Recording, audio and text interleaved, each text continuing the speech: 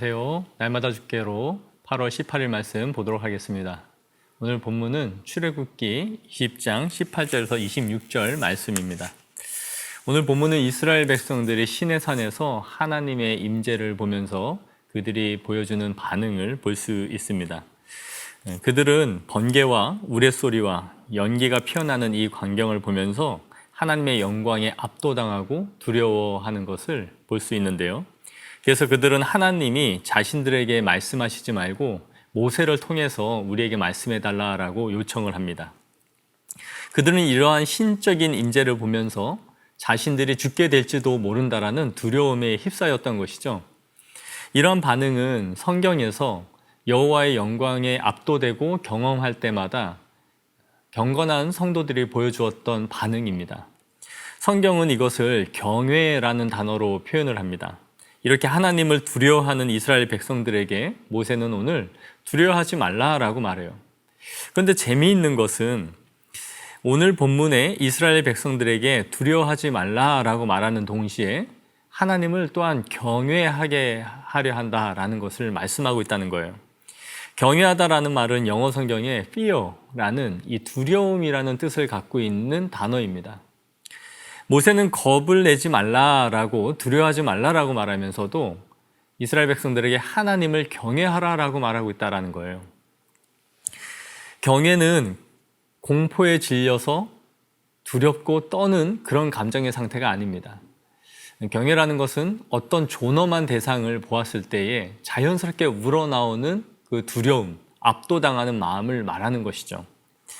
하나님은 우리에게 그분을 경험하면서 공포와 두려움을 주고자 하시는 분이 아니라 하나님을 존엄히 여기고 오히려 그분을 보면서 두려운 마음을 갖기를 원하신다라는 거예요.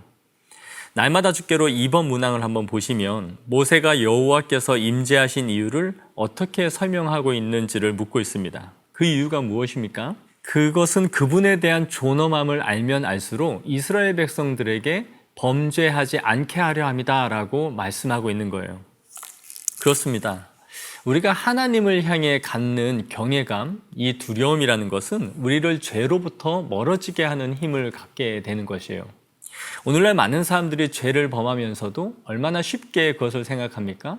그 죄를 가볍게 여기고 또 회개하면 되지라는 생각으로 너무나 빠르게 하나님의 은혜를 찾는 경우들을 보게 됩니다. 이것은 결국 하나님을 두려워하지 않는다라는 것을 보여주고 있어요.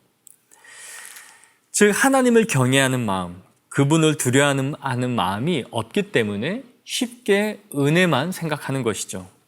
많은 사람들이 하나님을 위로자나 자신을 돕는 하나님으로 생각을 하지 하나님을 향한 경외하는 마음이 현격하게 줄어든 시대를 우리가 살아가고 있지 않는가 하는 것을 이 본문을 보면서 한번 생각해 보게 됩니다. 이스라엘 백성들이 하나님을 경험하면 경험할수록 그들은 하나님에 대한 사랑과 그분에 대한 두려워하는 마음을 함께 갖고 있었다라는 거예요. 하나님을 사랑하는 것과 그분을 두려워하는 것은 절대로 모순된 감정이 아닙니다. 동전의 양면과 같이 하나인 거예요. 이 본문을 묵상하면서 나는 하나님을 향한 경외감을 갖고 있는지, 그리고 그 두려워하는 마음이 나를 죄에서 멀어지게 하고 있는지 하는 것을 점검해 보기를 원합니다. 23절부터 이어지는 이 말씀은 금이나 은으로 제단을 만들지 말라라고 말씀하세요. 제단을 쌓을 때에 돌을 다듬지 말고 부정하게 쪼지 말라라는 것이죠. 날마다 죽게로 4번 문항을 보시면 이렇게 말해요. 하나님께서 이스라엘 백성들에게 토단을 쌓게 하시고 이방인들이 금이나 은을 다듬는 것을 금하신 이유를 묵상해 보라라는 문항이 나옵니다. 어떤 형상도 만들지 말라라는 이 말씀은 기독교가 갖고 있는 아주 독특한 측면입니다. 이 세상에 있는 모든 기독교를 제외한 종교들은 형상을 만들고 그것을 숭배해요. 그들은 보이지 않는 신을 보이는 형상으로 만들고 그것을 숭배합니다. 그리고 그것을 통해서 자신의 신앙을 고취시켜가는 방식을 쓰는 것이 이 세상의 종교입니다. 그들이 고안한 물건에 정성을 다함으로써 자신이 그 신을 얼마나 높이고 귀하게 여기는지를 증명하는 방식으로 그 대상을 받아들이고 숭배하죠. 그러나 하나님은 이 말씀을 통해서 철저하게 이 부분을 금지시키고 계세요.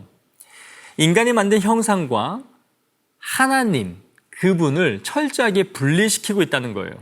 오늘 이 본문은 특별히 형상을 만들지 말라라는 것보다 하나님께 드릴 제단을 인위적인 방식으로 꾸미거나 정으로 쪼지 말라라고 말씀을 하세요.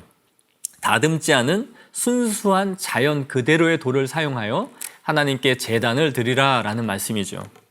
이렇게 금하신 이유는 아무리 인간이 하나님을 향해 좋은 의도를 가지고 만들었다 할지라도 그것이 변질되고 잘못된 방향으로 우상숭배로 나아갈 수 있는 인간의 본성을 갖고 있음을 하나님이 잘 알고 계시기 때문입니다. 우리가 잘 아는 사사 기드온을 한번 보세요. 기드온은 큰 승리를 거둔 후에 그것을 기념하면서 하나의 에봇을 만듭니다. 기드온은 그런 의도를 가지고 만들진 않았지만 그들은 그 에봇을 음란하게 섬겼다라고 성경은 말해줘요. 기드온은 그 에봇이 그런 결과를 가져올 것이라고 생각하지 않았겠죠. 하지만 그 결과는 전혀 다른 방식으로 나갔던 것이죠. 하나님은 하나님 외에 그 어떤 대체물을 통해 영광을 받지 않으십니다. 이것을 기억해야 해요. 내가 드리는 헌물이나 내가 섬기고 있는 어떤 부서나 어떤 대상이 하나님으로 대체되지는 않습니다. 성경이 하나님의 말씀이시지만 성경책 자체가 하나님이 될 수는 없습니다. 십자가는 예수님의 죽으심과 구속을 보여주는 상징물이긴 하지만 십자가 자체가 우리를 지켜주는 것은 아니죠. 하나님은 하나님 자신에 대한 인격적인 관계를 원하시지 거기에서 파생된 어떤 대체물을 통해 하나님은 영광받지 않으십니다.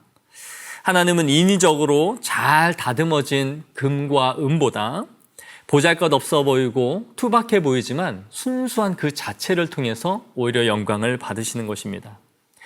어떤 불순물이 없는 순수한 복음 그 자체가 하나님을 영광되게 한다는 것을 기억해야 합니다. 오늘 이 말씀을 잘 기억하면서 하나님을 내가 정말 두려워하는 마음으로 경외하는 사람인지 또 복음 그 자체가 순수하게 보존되고 있는가 하는 것을 통해 자신을 잘 점검하시고 묵상하는 하루 되시기를 원합니다.